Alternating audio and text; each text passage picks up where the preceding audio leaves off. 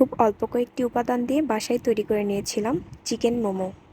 মোমোসের জন্য মুরগির বুকের মাংস ভালোভাবে কিমা করে নিতে হবে।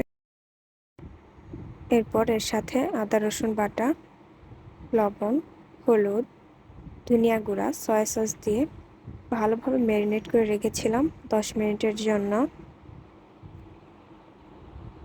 মোমোসের জন্য ময়দার ডো শক্ত করে তৈরি করতে হবে।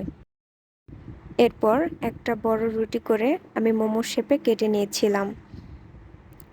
এরপর মোমোর শেপ দিয়েছিলাম আমার পছন্দ মতো। আপনারাও আপনাদের পছন্দ মতো শেপ দিতে পারেন। অনেকে অনেকভাবে স্টিম করে। আমি রাইস কুকারে দিয়েছিলাম 8 মিনিটের জন্য। চিলি অয়েল বানিয়ে নিব। এর জন্য চিনি, লবণ, রসুন, চিলি ফ্লেক্স দিয়ে এখানে গরম তেল ঢেলে দিব। পরে সামান্য সয়া সস অ্যাড করেছিলাম, ভিডিওতে দেখাতে ভুলে গেছি। এই তো আমাদের চিকেন মোমোস তৈরি হয়ে গেছে।